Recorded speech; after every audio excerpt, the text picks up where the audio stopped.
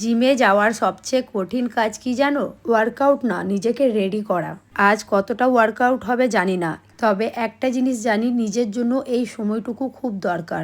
Ready হতে যতই সময় লাগুক, নিজের জন্য বেরিয়ে যাওয়াটাই আসল জয়। আজকের জিমটা স্কোয়াট দিয়ে শুরু করছি। স্কোয়াট দেখতে যতটাই সহজ লাগে, করতে কিন্তু ততটাই কঠিন।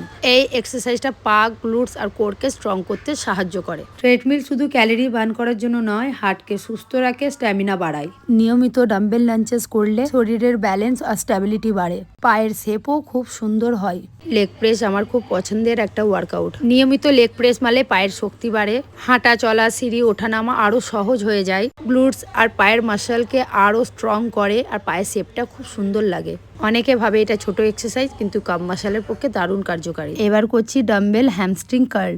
নিয়মিত এটা করলে পায়ের ফ্লেক্সিবিলিটি বাড়ে। এবার করছি পুশ আপ। পুশ আপ শুধু হাতের ওয়ার্কআউট নয়, এটা একসাথে বুক, হাত, কাঁধ আর কোর মাসলকে শক্তিশালী করতে সাহায্য করে। এরপর করছি ডাম্বেল চেস্ট প্রেস। এই এক্সারসাইজটা বুক, কাঁধ আর হাতের শক্তি বাড়ায়। নিয়মিত করলে ওপরের অংশ আরো স্ট্রং হয়। ডাম্বেল দিয়ে করার কারণে শরীরের দুপাশে সমানভাবে কাজ হয়। জিমে আমার সব এক্সারসাইজের মধ্যে এটা আমার ফেভারিট। হাতের শক্তি বাড়ানোর সাথে সাথে এটা আমার করতে ভীষণ ভালো লাগে। যতই ক্লান্তি থাকি না কেন, এই এক্সারসাইজটা মিস করি না। এরপর শোল্ডার এক্সারসাইজ। এটা কাঁধকে খুবই শক্ত করে, হাত তো শক্ত করেই, আর স্টেবিলিটি অনেকটা বেড়ে যায় রেগুলার করলে।